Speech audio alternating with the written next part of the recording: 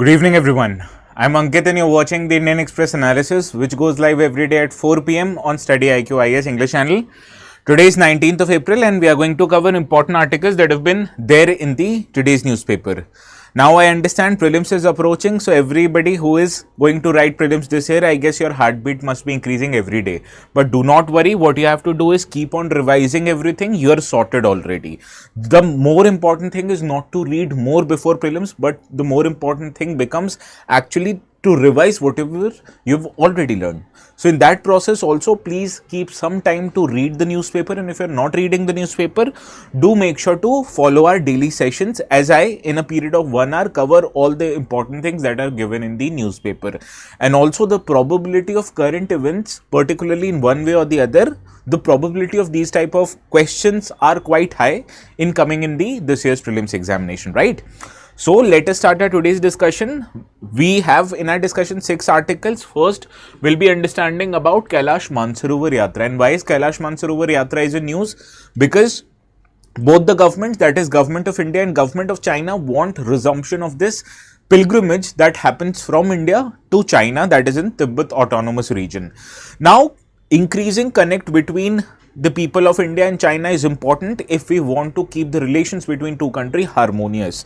And you can understand in the past few years, our relationship with China has not been exactly good.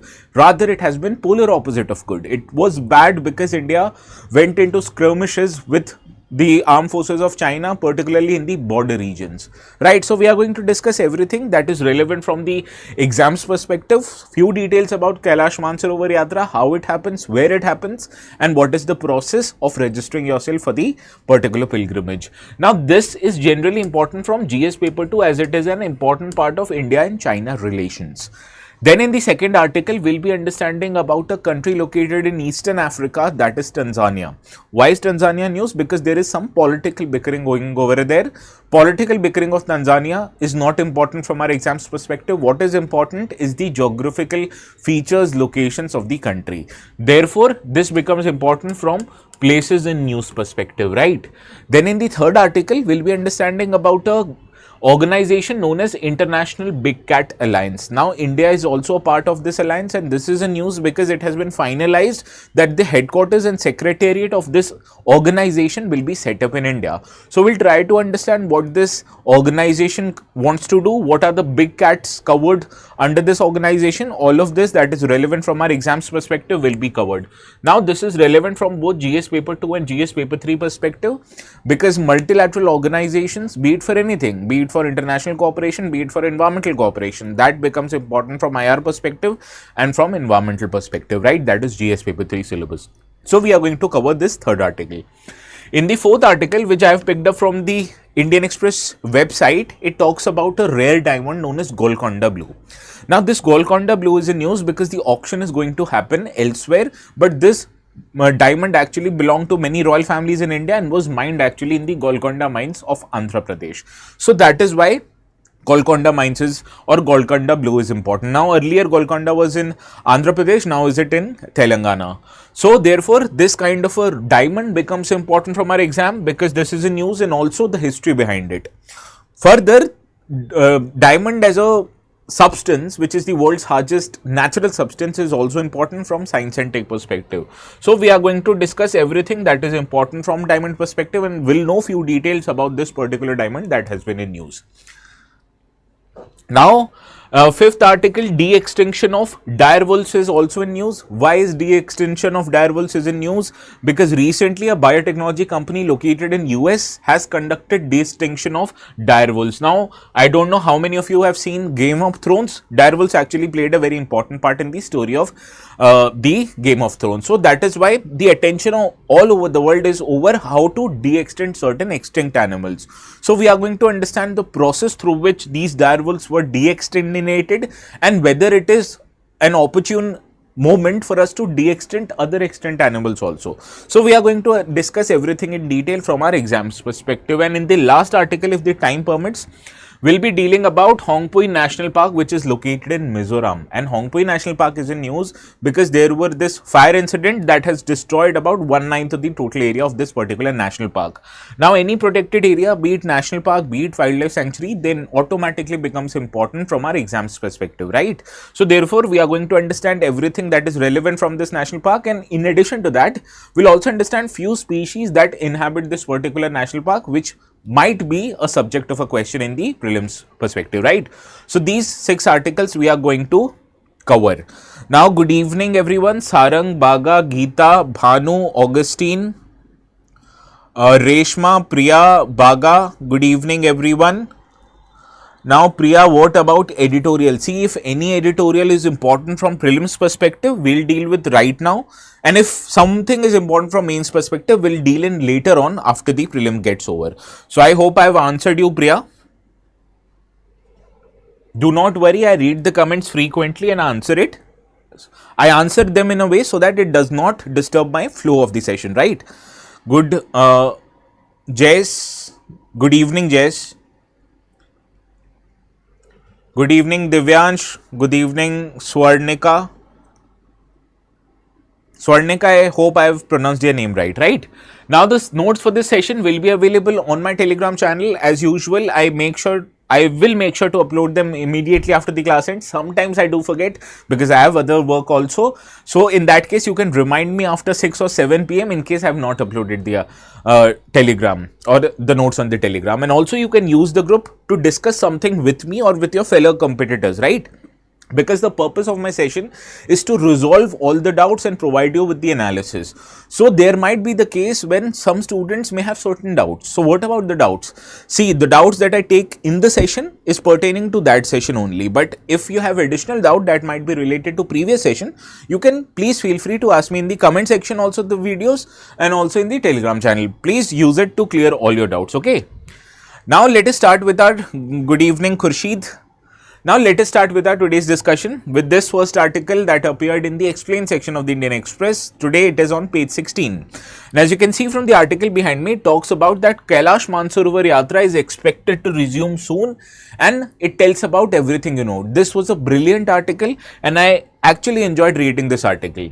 Now, the context of this discussion is the Ministry of External Affairs had announced that the Kailash Mansarovar Yatra, which has not taken place since the COVID period of 2020, it is expected to resume this year. And this comes from a larger reapproachment that is going to happen between the governments of both India and China in recent months. I will tell you that government of India and China and also the armies of both countries were actually against each other since 2020 because of many reasons. Now, they are trying to make relations better. Now, let us understand the reason why the Kailash Mansarovar Yatra is expected to happen soon. Earlier, it used to happen every year, but now it was initially suspended due to COVID-19 pandemic and its restrictions like lockdown. And subsequent to that, after COVID-19 ended, you would normally expect such yatras to resume, right? But it did not resume. What was the reason for not resuming? That was the deteriorating relations between India and China. So, what was the major factor of deteriorating relations between India and China? This was China's expansionism. It tried to capture many of the strategic areas that technically, both legally and through maps belongs to India, and naturally Indian army countered this aggression by China.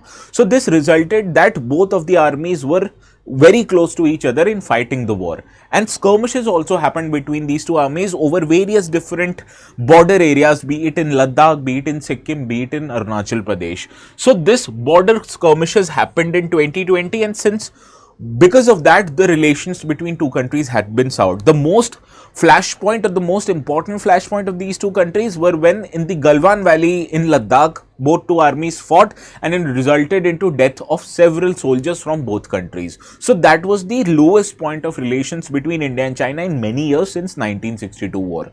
Now, but you can understand both these two countries, they can't afford to fight with each other, specifically because it is expected for bigger countries to be mature, and it is expected for bigger countries to involve in trade and not war.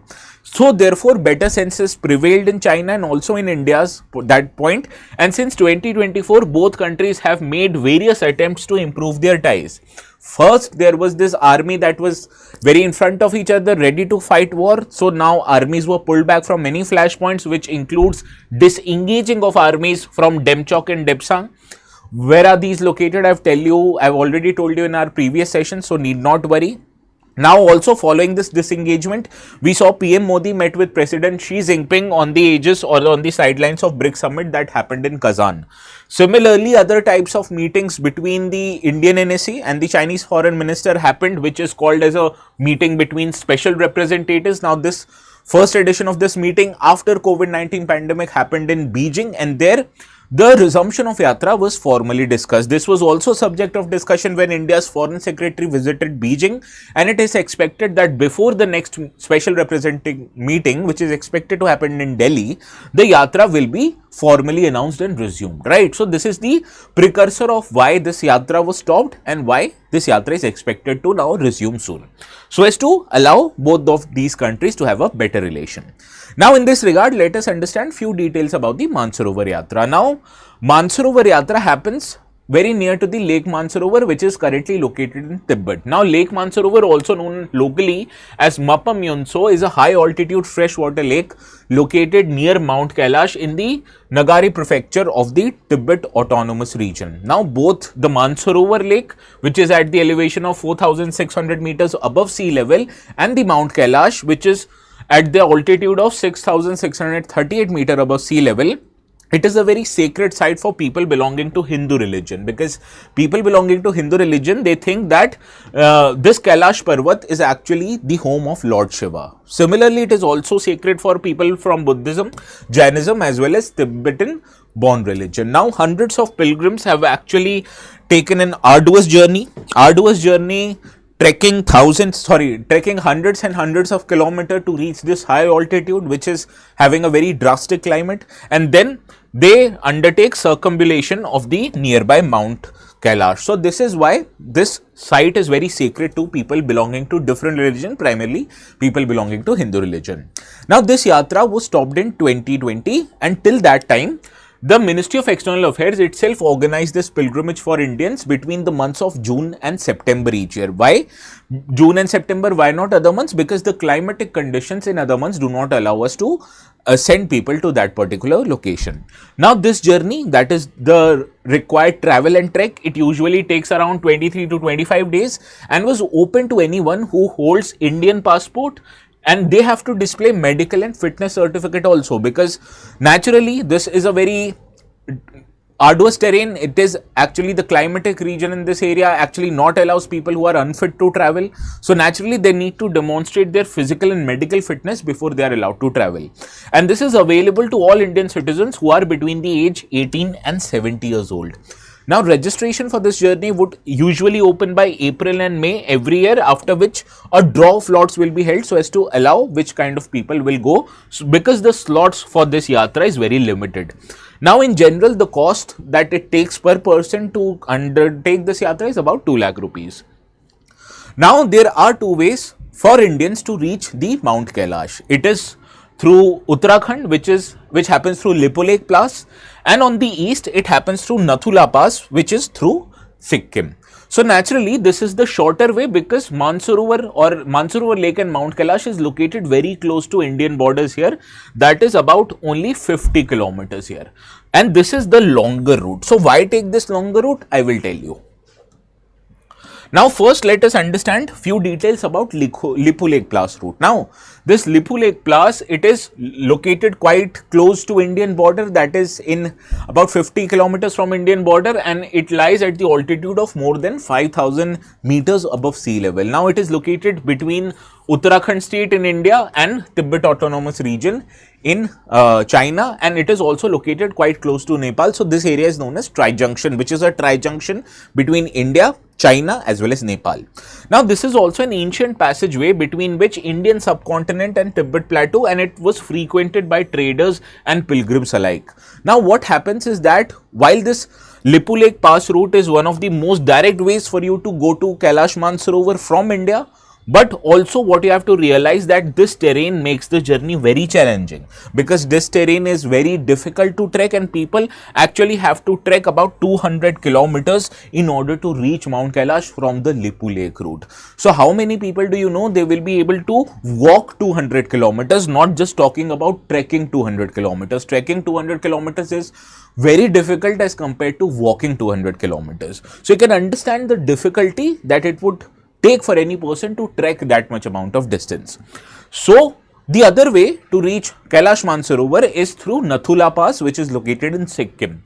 Now it lies at the altitude of 4,300 meters, which is somewhat lesser than the altitude in Uttarakhand, and it is located in border between Sikkim and Tibet Autonomous Region. It is one of the two mountain passes in that region. Other mountain passes in that region is Helipla Pass, that has connected Sikkim to Tibet since ancient times.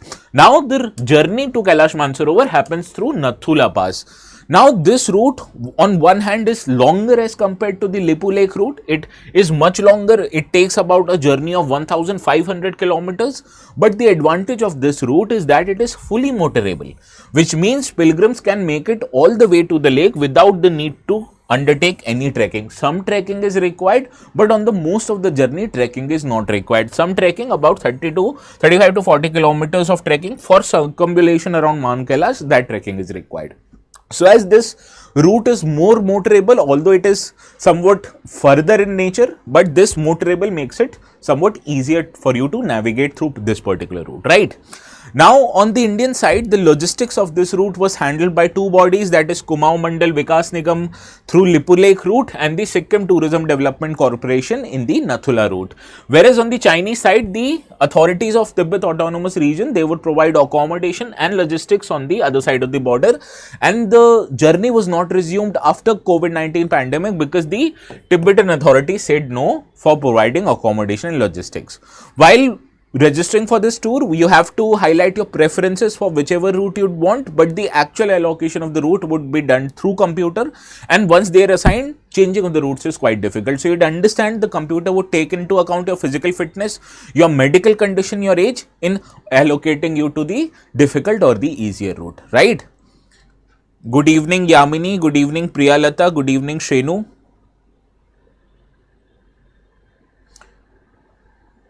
Hello Kurshid.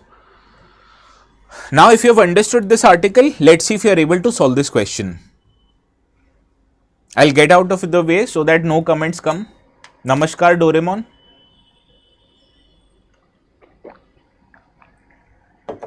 Good evening Lily. Sir, is this class useful for CLAT preparation? Well Lily, I do not know the syllabus of CLAT. You will be in a better position to judge. Priya Yadav editorial में वक्फ के बारे में दिया है. Well yesterday I discussed about Waqf Priya Yadav, so you can watch yesterday session for Waqf and I have also covered Waqf many times, so I don't think so the usual and the regular watchers of these session would have any problem. Saujanya says good evening Saujanya. Now the Mount Kailash and Lake Mansarovar are located in Tibet Autonomous Region and are revered by multiple faiths. All of these faiths, yes, this is correct. The pilgrimage is accessible from India through routes like Lippu Lake Pass in Himachal and Nathula Pass in Arunachal Pradesh. Now this is incorrect. Lippu Lake Pass is in Uttarakhand, Nathula Pass is in Sikkim, right? So second statement is correct. First one is right. Option A is the right answer. Baga, Amar, Yashi, Bhano, Baijus, all of them. Sir, can you know your Telegram address? Well, ATS Live, that is the Telegram address. Search ATS Live in the search bar, you will find my channel, okay? Now moving to the next article. This article I have picked up from website because I realized Indian Express newspaper did not cover this development, okay? Now the purpose of me taking this article is to highlight important facts about Tanzania. This news article says that the Tanzania's main opposition party has faced an election ban after the leader was charged with treason. Right. Now the article says that human rights activists have accused the government of President Shamia Suluhu Hassan of heavy-handedness tactics that he has engaged against opposition. Now the government has denied this claim. So this kind of a political bickering from our exams perspective not important. What is important is the location of Tanzania. Now, as you can see from this map, this is the Indian Ocean, and towards the east, that is in the eastern part of the Africa, there is this country called as Tanzania. We usually import pulses from this country, okay. Now, Tanzania is very important geographically. You can see from this map important lakes of the region, that is Lake Victoria, Lake Tanganyika. They also border this Tanzania country, right? So that is why let us understand few of the facts relating to this particular country. Now, the location of this country as usual is located in East Africa, and this country is located south of equator. So you can see from this map, equator is this line. So this country entirely is located south of equator, okay. So to make things easier, this is equator. You will see it easily from the map that you will download after the class ends, okay. Now, the bordering countries of Tanzania. So what are the bordering countries of Tanzania? It is very simple from this map. Mozambique, Zambia, Burundi, Rwanda, Uganda, Kenya, all of these countries are bordering. Even the Democratic Republic of Congo, let's see. Now, the bordering countries Kenya, Uganda, Mozambique, Malawi, Zambia, Rwanda, Burundi and Democratic Republic of Congo. Now, important water bodies that border this country is also important because this area has Lake Victoria, Lake Tanganyika and Indian Ocean. Whereas important geographical features of this country is that Mount Kilimanjaro, which is Africa's highest peak of the altitude, more than 5,800 meters above sea level, it is located here. Whereas important rivers of this country is Rufiji, which is largest river and it drains into Indian Ocean. So remember these details. If you have any doubt, please ask me in the comment section. Now, what is important is these water bodies, particularly Lake Tanganyika, which has also been in news in recent times. So let us revise Lake Tanganyika. Now, Lake Tanganyika is located in Central Africa and the countries bordering this lake is Burundi, Democratic Republic of Congo, Tanzania and Zambia, and it is world's second largest freshwater lake in the world by volume of water and world's second deepest lake globally. Also, it is the longest freshwater lake in the world. So, in terms of length, it is first, that it is the longest, whereas in terms of water, it is the second largest river or second largest lake by volume of water, and also in terms of depth, it is the second deepest lake. What is the largest freshwater lake and what is the deepest freshwater lake? Let me know in the comment section if you know it. Now, the main river that drains into this lake is Ruzizi River, which drains from Lake Kivu, Malagarasi River, which drains also from Tanzania, and Kuvu and Lufubu rivers from Zambia. So, you'll remember these. Srinu Taika Instagram ID, well, that was given in the first Instagram ID is ANKTSNGH. So, Ankit Singh mein no I in either Ankit and either Singh, ANKTSNGH.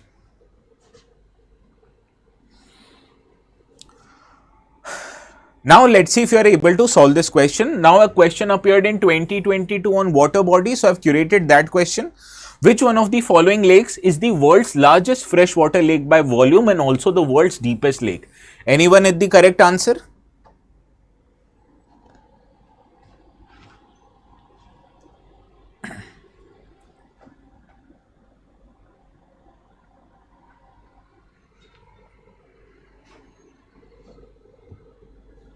So, all of you are revising. Good, I am impressed.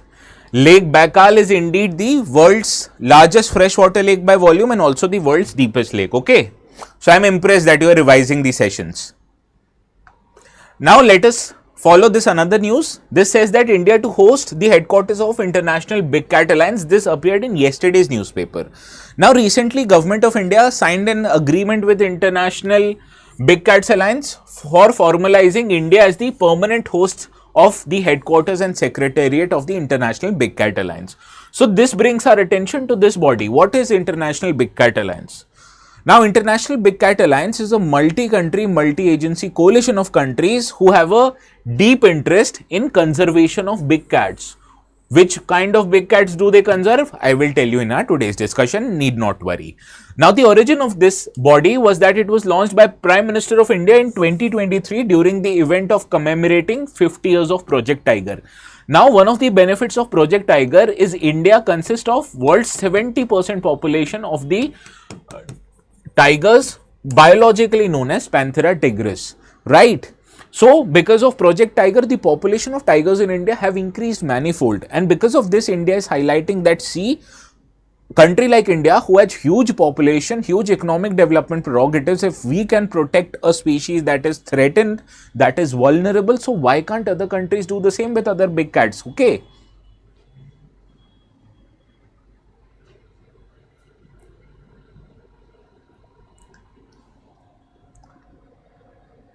प्रिया का ID मांग रहा है. I did not understand, Amar.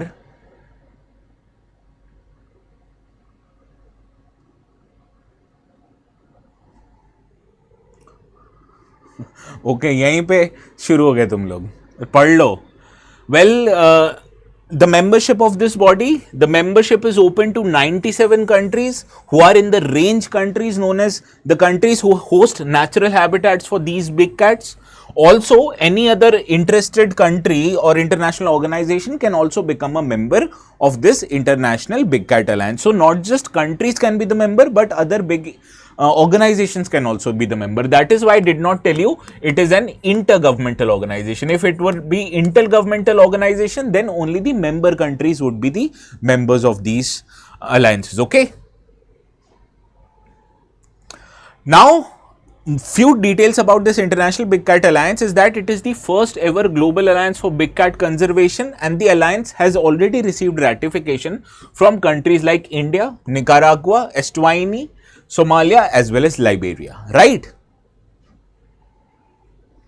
Now, the objective of this body. Now, this body aims to conserve globally the 7 different types of big cats. What are these 7 different types of big cats? Tiger, lion, leopard, snow leopard, cheetah, jaguar and puma. Now, out of these 7 big cats, puma and jaguar, these are not present in India.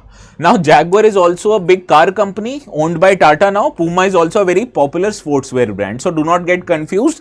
The names of these brands are actually derived from big cats. Okay. So, India hosts 5 of these big cats except Jaguar and Puma. Now, to prevent wildlife or illegal wildlife trade by strengthening anti-poaching laws and enforcement is also an aim of this body, and additionally it also provides financial and technical support which is required for ensuring conservation in the range and non-range countries. Now, what is ratification? Ratification is approval by any legal body in India. For India, ratification is given by Union Cabinet. For some other country, it might be required that the Parliament has to give ratification. Okay. So, ratification is of country legally approving to become a member of that particular body. Okay. I hope I have made this clear. Now, let's see if you are able to solve this question.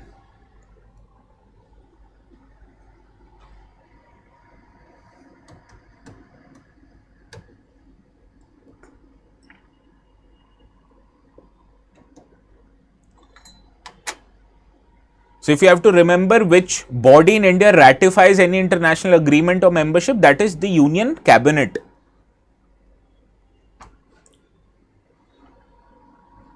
Now, it is the first global alliance focused on the conservation of all 7 big cat species. Now, usually this type of absolute statements, what the students have tendency to do, that whenever they see an absolute statement, all, none, they mark it incorrectly. But please be aware that UPSC or the paper setters are more smarter than you. So, they'll knowingly put such questions or such statements which are absolute but they are also true. Okay. So, therefore, this first statement is correct. Only countries that host the natural habitats of big cat can become members of alliance. This is incorrect. I told you any country that want, they can also be the member of this body, right? Now, India along with the countries like Nicaragua and Eswatini has already ratified the alliance. This one is true. So, first and third is true, second is not. Therefore, option B is the right answer. Sarang, Reshma, Bhanu, Yashi, Amar, Priyalata, you all are correct. Baiju is also correct. Baiju is watching our session at StudyIQ. Funny. Now, I told you about International Big Cat Alliance. What about other intergovernmental or international bodies that have relevance from UPSC perspective, right?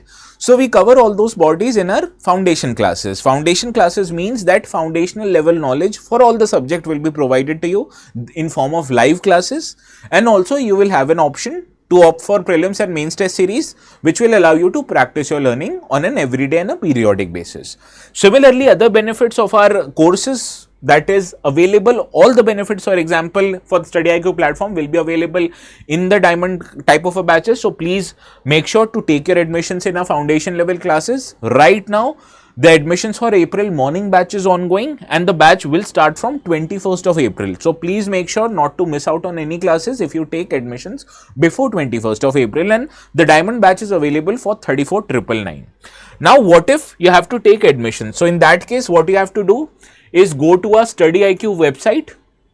Go to our StudyIQ website, you will be needed to create an account here. Once you create an account, click on Explore Courses.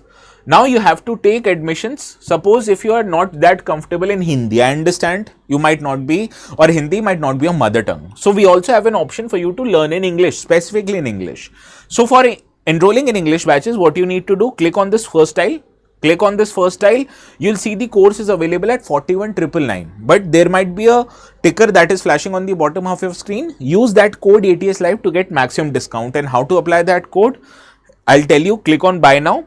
Here you need to add promo code by clicking here.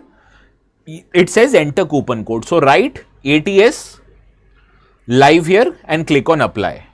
As soon as you click on apply, you will see that this a discount of 7,000 rupees is applicable, and the diamond batch is now available at 34,999. Similarly, platinum is available at 29,999 and gold is available at 19,999.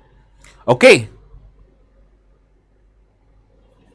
So the maximum discount is available for diamond batches, that is for 34,999, and you will get this discount only by applying the code ATS Live. Okay.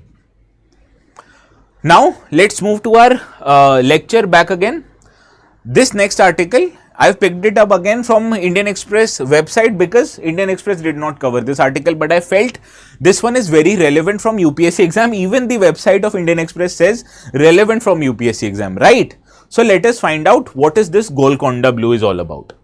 Now, Golconda Blue, which was once owned by Indian royalties, is now said to be auctioned at Christie's Magnificent Jewel sale located in Geneva. So like StudyIQ, even the jewelers in Geneva are conducting a sale, but this sale is of Golconda Blue. We sell diamond batches, so please do not get confused. Okay. Now, Golconda Blue holds very deep historical significance for India due to its origin in the famed Golconda mines in the present day Telangana and its association with royal houses of Indore and Baroda. Which are the royal houses of Indore and Baroda? If you know, please let me know in the correct comment section.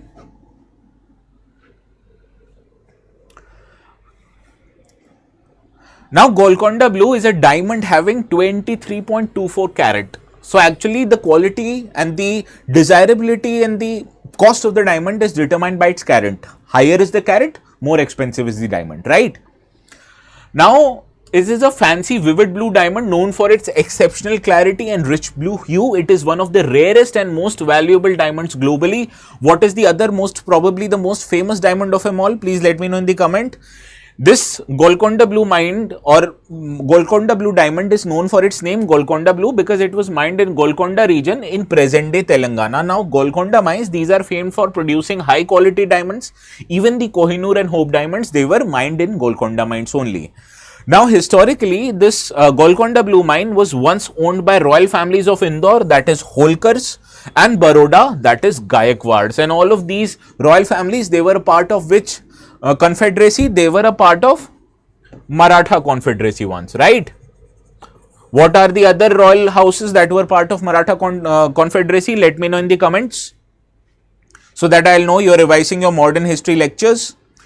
Now, one thing more about diamonds is that you need diamonds that are mined in countries that are not involved in conflict, and also you'll know that these mines or these diamonds are not mined by those organizations that are involved in those conflicts. So there is a certification process known as Kimberley process. This Kimberley process actually certifies that the diamond that you are going to own is not a blood diamond, right? So blood diamond is the term given to diamonds that are mined by organizations that are involved in conflict, and the price that you pay for this diamond goes in furthering this conflict. So these diamonds you need not buy, and therefore to prevent these diamonds from entering into commercial sale, there is this certification process known as Kimberley process, and this Kimberley process works in close coordination with United Nations.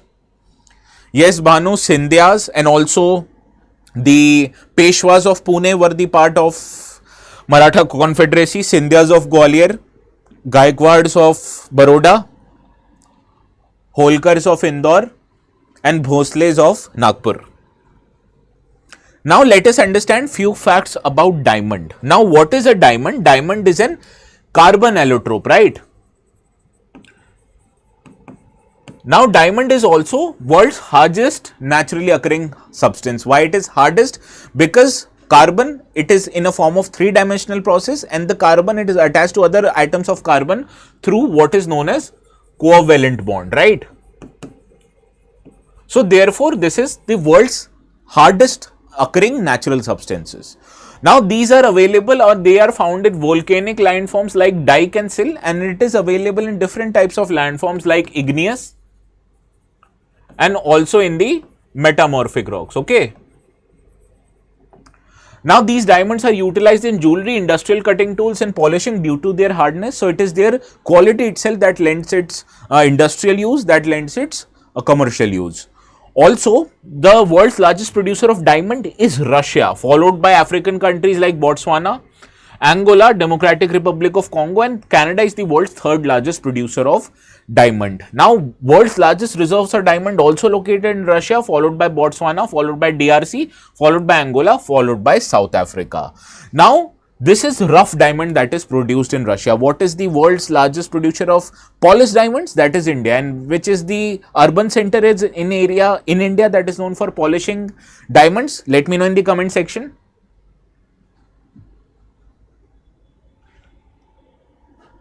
No, diamond is the world's hardest naturally occurring material. Yes, Bhanu is right. Surat is known for its, yes, Gujarat, particularly Surat, is known for its diamond polishing industry. Now, diamonds where they are mined in India, in Madhya Pradesh, which is the highest in both production and reserves of diamond in India. Others include Varajkar Kimberlite Pipe, which is located in Anandpur district of Andhra, and also Krishna River Basin Gravels, also located in Andhra Pradesh. These are important diamond mines in India.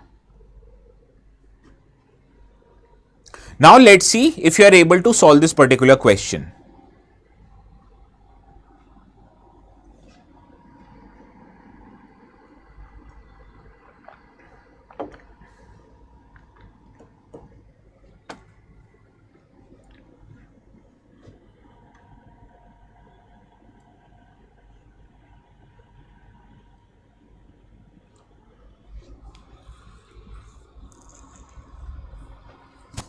Well, diamond is an allotrope of carbon known for its extreme hardness and high melting point. This is correct.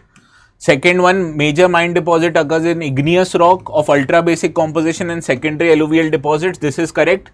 Igneous and alluvial deposits, these are known for diamonds. So that is why river basins of Krishna, you'll also find diamond there. Now, India is world's largest producer of rough diamonds in the world, with the Panna belt in Madhya Pradesh as the top mining site. Well, this is incorrect. I told you India is the world's largest producer of polished diamond.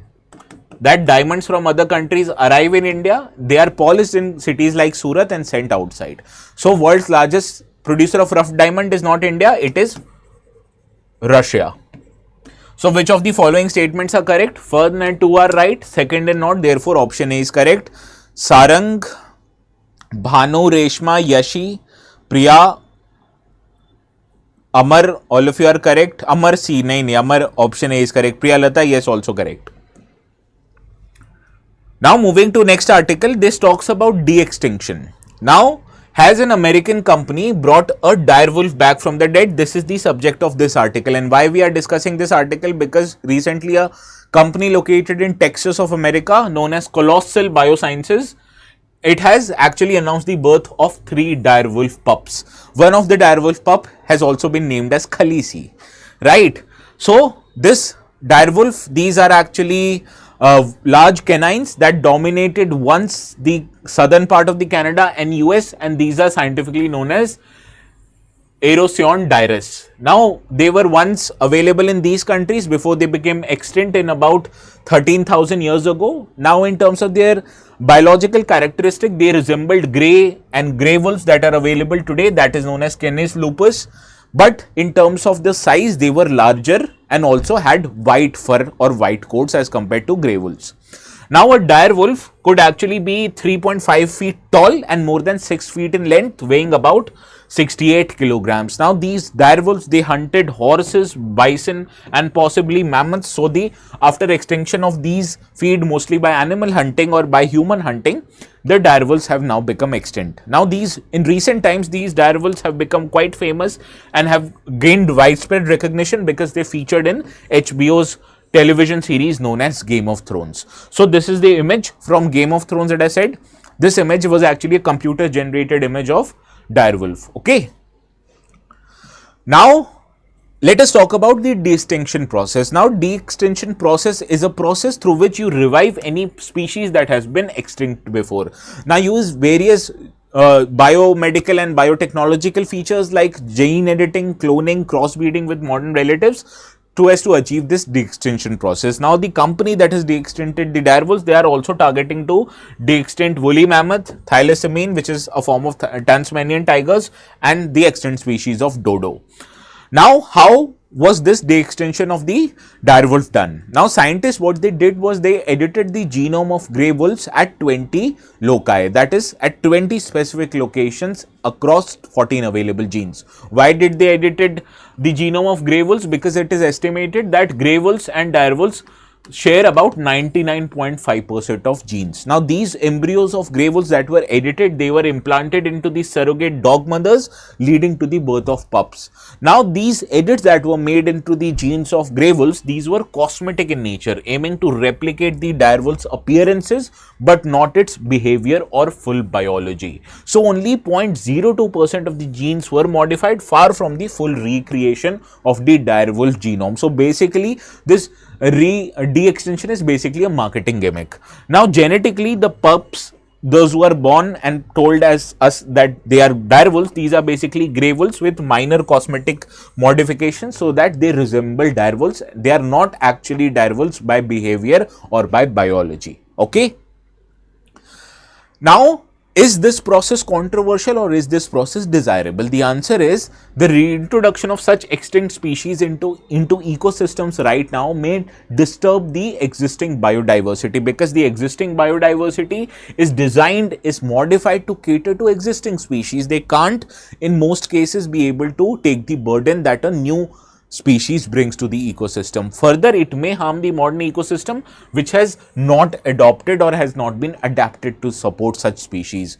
Also, the habitats that were present say millions of years ago, they have now changed. So, how can you accommodate ancient habitats that once supported species like dire wolf? How can you change these habitats to allow these dire wolves to exist now? Further, the earth had different climate, prey species and plant communities back then when these dire wolves or other species existed, and modern landscapes are fragmented and human altered. So, that is why such wild species may not be able to survive in now existing biodiversity. That is why this process is controversial. That many people feel their extinction has been an order of nature, and we humans also have to agree to this order. We can't change this unless it will bring larger consequences on our biodiversity. Okay, any doubt? Now, if you don't have any doubt, let's see if you are able to solve this question.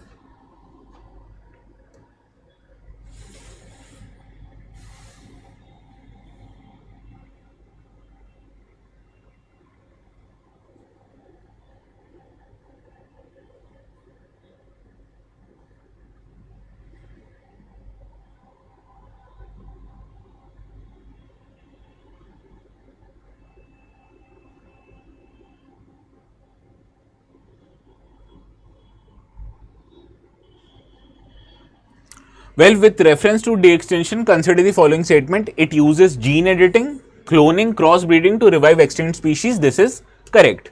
De-extinction attempts to have produced animals with genetic changes, replicating appearances and behavior. Reintroduction of extinct species is supported as ecosystems remain unchanged. Now, third obviously is incorrect.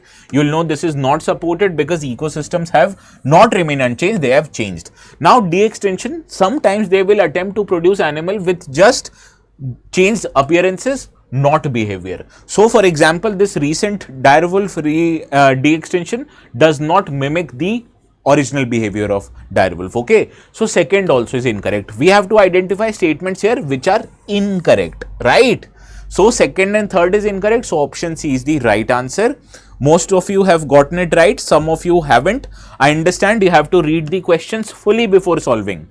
Please make sure to highlight these words whenever you are attempting your mock test and your prelims, so that you do not interpret the questions incorrectly. Now let us move to the next article, that is Phawngpui National Park. Why is Phawngpui National Park in news? Let us find that one out.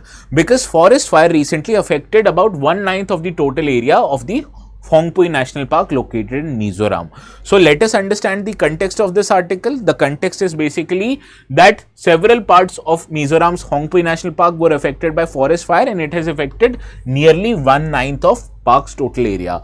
Now, whenever forest fire happens in a protected area, you understand it will destroy the ecology of that region.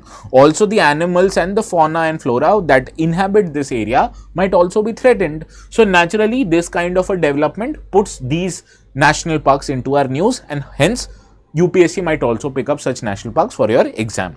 So in this regard, let us understand the few facts related to the Phawngpui National Park. It is also known as Blue Mountain National Park, and it is located in the Longtlai district of Mizoram, which is in the southeastern corner of the state and located quite close to the border of Indo-Myanmar. Now, this national park overlooks the Phawngpui River and the hill ranges on Myanmar. Please excuse me if I've gotten the pronunciation incorrect. It is a sacred place for local Mizo people, as they believe that this national park is inhabited by the spirits of their ancestors. So in terms not just of ecological but also cultural significance is that this national park becomes important.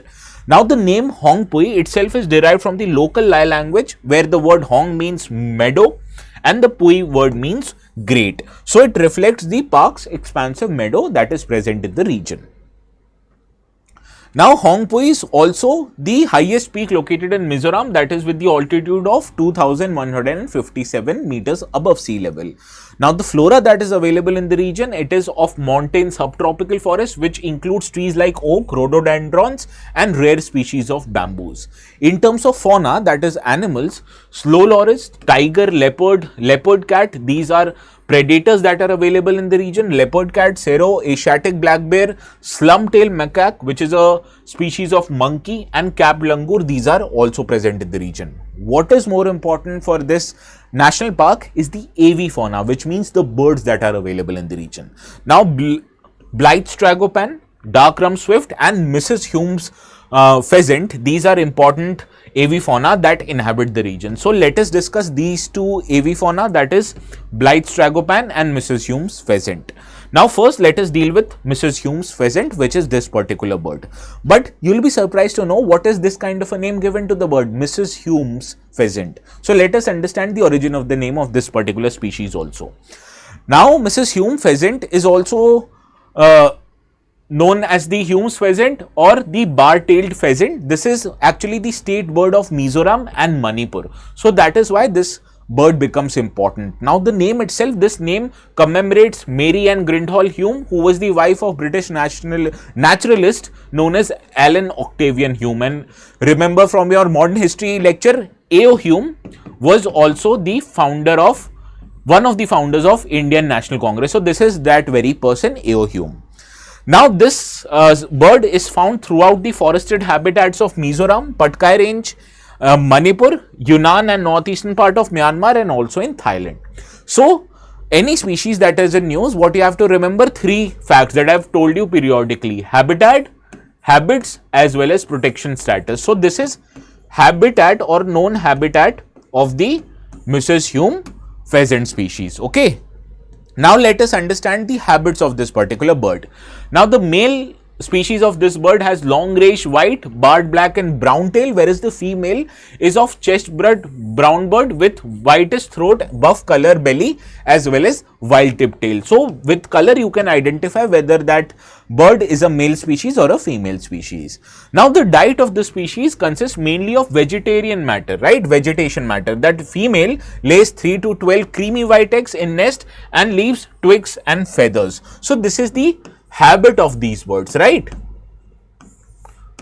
Now talking about the protection status. Now due to ongoing loss of their habitat, fragmented population and being hunted for food, these birds are categorized as vulnerable species on the IUCN's red list, which means these are actually, the population of these birds are dwindling in nature.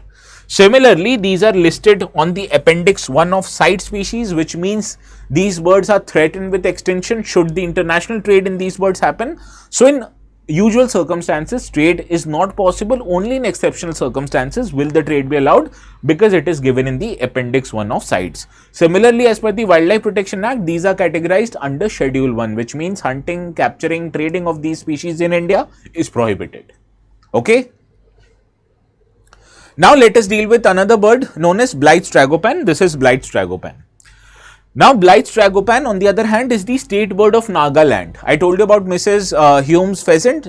That was the state bird of Manipur and Mizoram. Blythe's tragopan is the state bird of Nagaland.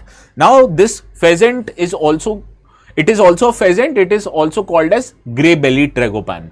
Now the scientific name of this is Tragopan blythii. Okay. Now this bird's population is also small and it is believed to be decreasing at a rapid rate, and it is estimated that the total population of this bird is somewhere between 2,500 and 9,999, which is less than 10,000. Okay. So this estimate is a very small number as compared to some of the relative of this particular bird. Okay. So in this regard also, let us understand habits, habitats and protection status of this bird. Now first, habitat. This bird primarily is frugivorous and granivorous, which means it feeds on seeds, berries, fruits and buds. In captivity, however, they might consume insects, worms and small amphibians. Similarly, the behavior of this bird is that it is generally elusive and shy, and they are ground dwelling birds who prefer dense undergrowth, right? Now breeding of this bird, it is seasonal in nature, which happens between the months of April and May, and nests typically are built above ground in trees and shrubs constructed from sticks and lined with softer materials. Now the clutch size ranges from 2 to 5 eggs with an incubation period of approximately 4 weeks, that is 28 days. So these are the known habits of Blythe's tragopan. Now let us understand the known habitats. This bird is usually found in eastern part of the Himalayas, which include regions of Bhutan, Northeast India obviously, notably states like Arunachal, Nagaland, Manipur and even in Mizoram. I told you these are available at Phawngpui National Park, northern Myanmar and southeastern part of Tibet and also China. Now the preferred environment of these birds, that they inhabit subtropical and temperate broadleaf forests, especially those which are dominated by evergreen oak and rhododendrons. As you can understand, these trees have large amount of shrub on ground, and I told you they preferred nesting not very far away from the ground levels. So they prefer dense, moist and undergrowth in secluded areas. So this is their known habitats. Now also their elevation range, they are typically found at elevation range more than 1800 to 3300 meters above sea level. Now last is the protection status of these birds. Also these are classified as vulnerable species due to their declining population, and in Appendix 1 or Appendix 1 of CITES. Now this means that the population of this birds, if the international trade would happen of these birds, will dwindle soon and they might also become extinct. So you need to protect these birds. That is why in usual circumstances international trade is prohibited. However, in exceptional circumstances they might be allowed. Also they have highest legal protection in India, like Mrs. Hume's pheasant. These are also protected under Schedule 1 of the Wildlife Protection Act.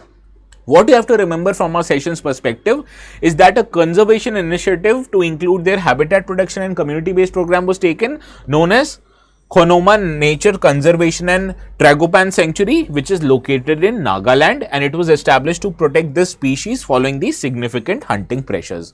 Why is it located in Nagaland? Because this is the state bird of Nagaland. Okay, any doubts? Now this is the Telegram channel where I will upload the notes, and this is all from me for today. I'll see you again on Monday at 4 p.m. So please have a very good evening and also a very good weekend. So I'll see you again. Have a please